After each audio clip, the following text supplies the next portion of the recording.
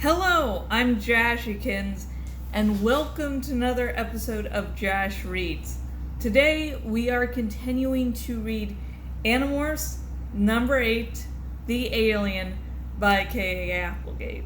Now I'm testing new sort of line thingamajig, so if you have an opinion, please comment down below. It'll only be for this video now, I promise, unless I get positive comments about it. It's fun. So, don't know why I'm doing this. Just only care about my hair. I always care about my hair. Okay, let's get into this. E.T. phone. Oh. When I found that sentence in Cassie's book of human quotes, it surprised me. To be honest, it almost scared me. It was as if it were written just for me. I thought maybe, somehow, my human friends had discovered my plan and written it there.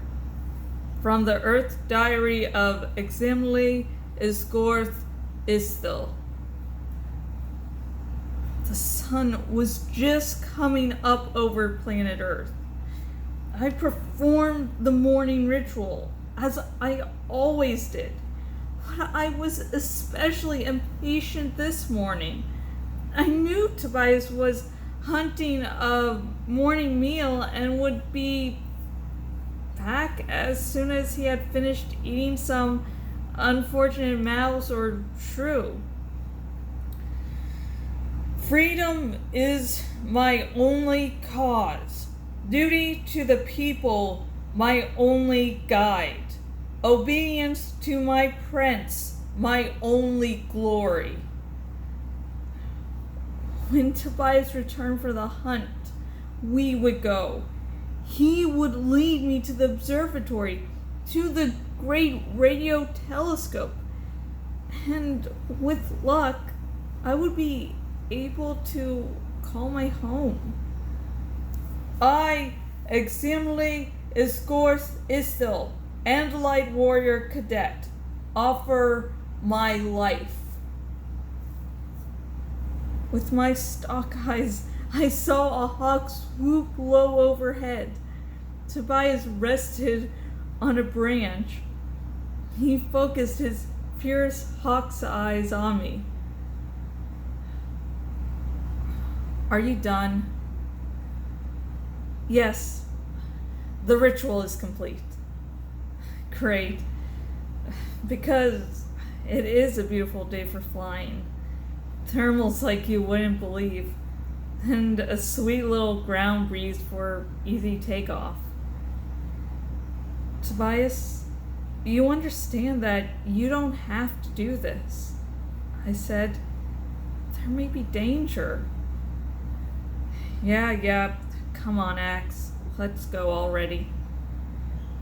I often go flying with Tobias. The bird morph I have is called a northern harrier. It is a type of hawk about the same size as Tobias's red tail. Tobias's feathers are mostly brown and light tan, while the harriers are mostly gray and white. I control my excitement and worry, and focus on making the change. The harrier morph is always strange. For one thing, there's a great difference in size between an Andalite bird, even a large bird. The first sensation was one of falling, as I shrank rapidly. My stock eyes went blind, and wings grew out of my front legs, which is very awkward. It causes me to fall forward onto the ground, since I cannot stand on my hind legs alone. Besides, my hind legs were busy shriveling down into the tiny, yellow, scaly bird legs, and my tail was shrinking and splitting into dozens of long tail feathers. Harriers also have mouths like humans, only these mouths are useless for speech and have very little ability to taste. On the other hand, they are wonderful natural weapons. They are razor sharp and curved down into a ripping, tearing hook. And the talons are excellent. I had long admired Tobias's use of his talons. He can swoop fast and low, just a few feet above the ground, and snatch up a mouse or small rabbit with those talons. As I watched, the blue and tan fur of my own body was replaced by silvery gray feathers. The fur melted away to show the underlying flesh, and then the flesh became patterned with the millions of individual ribs of feathers. I was used to the mind of the harrier, so I had learned to control its instincts. Its instincts were more forceful than those in the brains of humans.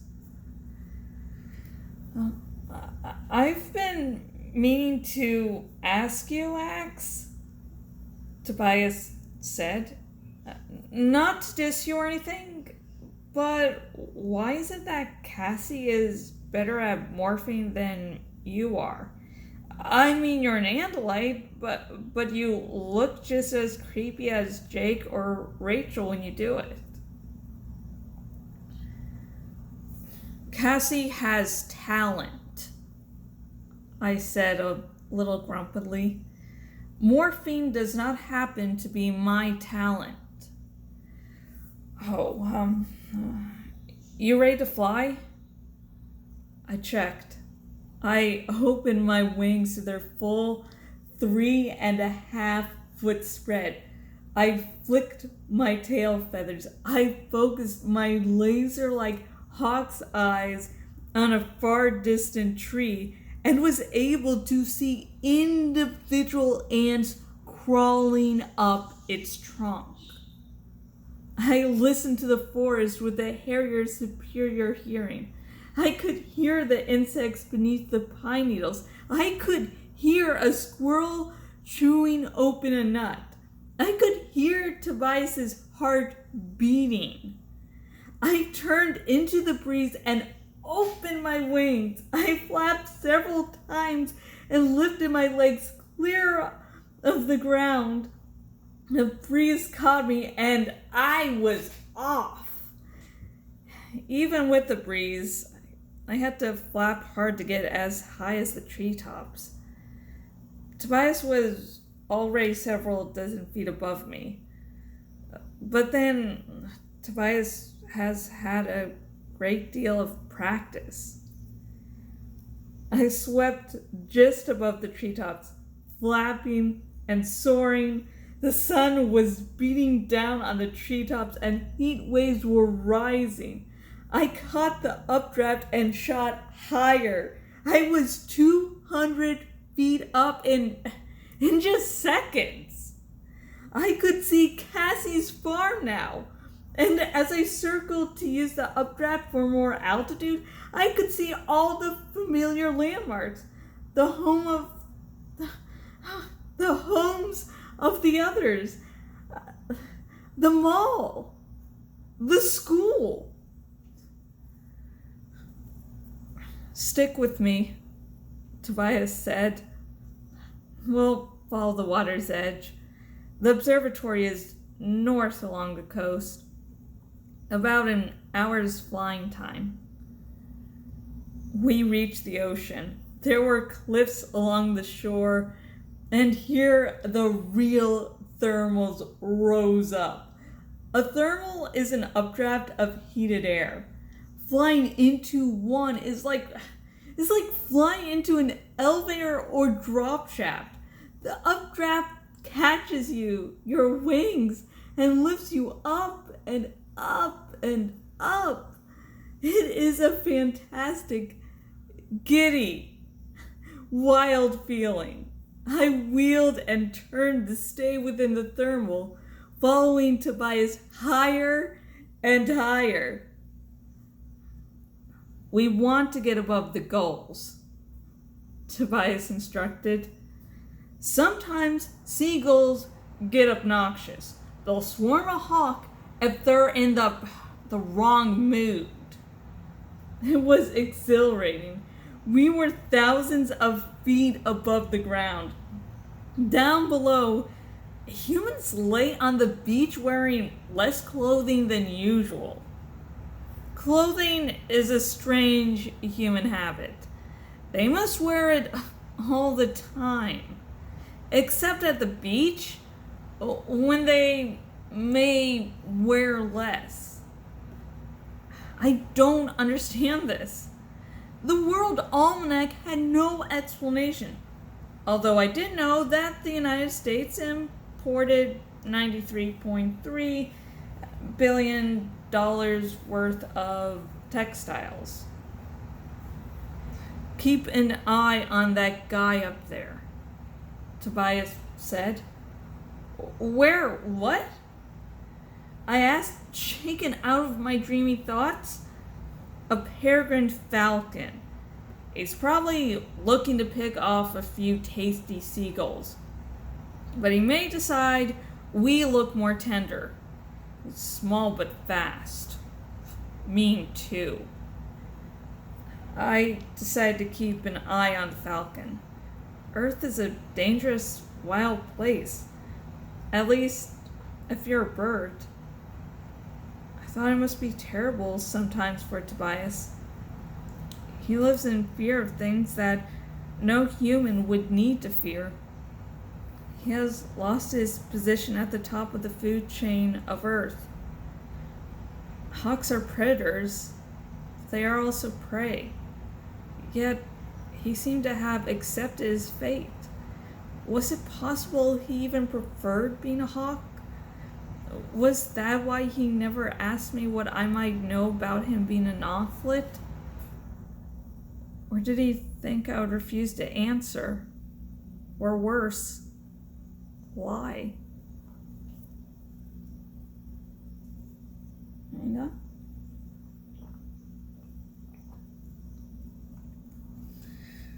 Fortunately, the falcon ignored us and we flew on, following the coastline. Soon we had left the city behind.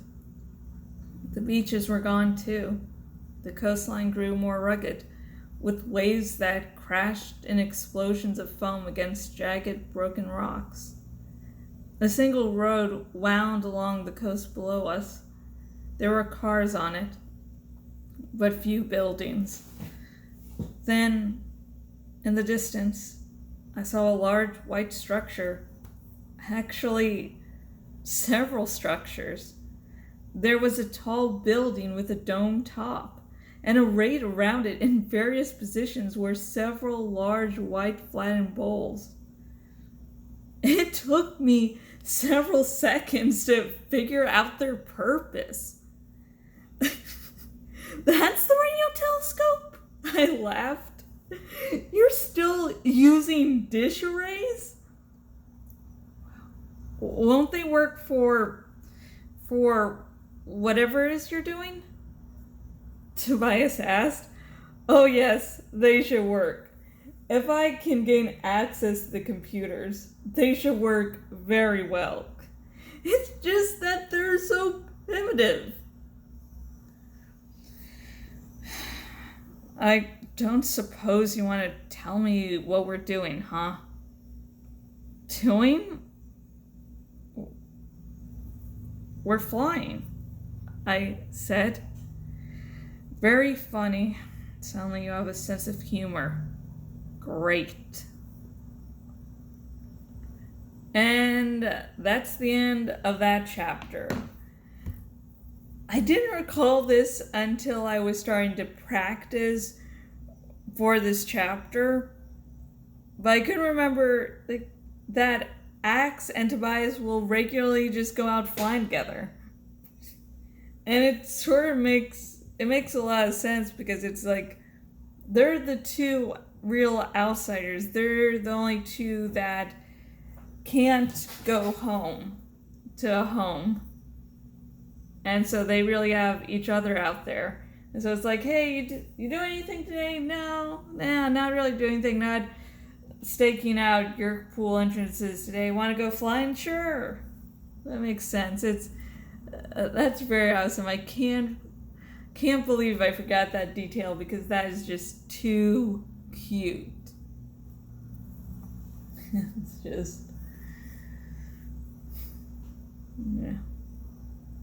And also when Axe in this chapter is like, I'm wondering if Tobias prefers being human, prefers being a hawk to being a human. And that sort of ties back to the question of, did Tobias purposefully become an Amphlid, or was that purely on accident? I, of course, will go down to my grave believing Tobias did it on purpose, and then was like, oh shit, this isn't as cool as I thought. So, my question for this chapter, let's also keep it happy. What is one of your favorite quotes? It can't be from the Animorphs series, I'm sorry. It can't be from the Animorphs series. There's just too much potential of running into spoilers. Like, your favorite quote is something like a couple books down. But, general, like, your favorite quote that's not an Animorphs quote, what's your favorite? Comment down below with that. And also, comment down below with anything else you think about this chapter, or you want to start a nerdy Animorphs conversation. Let's go wild, yo. But remember, no major spoilers in the comments, because I'm hoping against hope that people get into the series via these videos, so yay! And if you're watching this on the YouTubes, please like this video if you also don't like seagulls. Everyone who lives in Florida, I believe you'll definitely be giving this a likes up, because, yeah, seagulls, man. Also, remember to subscribe to this channel, because I will be reading the entire Animorphs series. So, yeah, don't want to miss a thing, because this series is awesome, while my reading of it is not. I might miss a word here or there. But it's my interpretation of the work. I'm making improvements.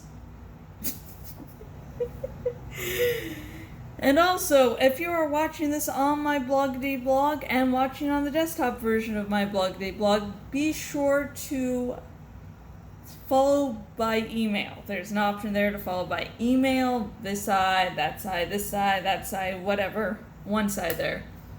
So you will never again miss out on any of my content. I just don't do these Jash Reads videos. I do fan fiction, reviews, mini reviews, little essays, and my next essay long post will be coming out on August 14th. So I'm gonna do that, but okay. And the next video of my Animorphs for Mag Read will be in a few short hours, so please stay tuned. Let's see if I can figure to turn this off. Is it off? No.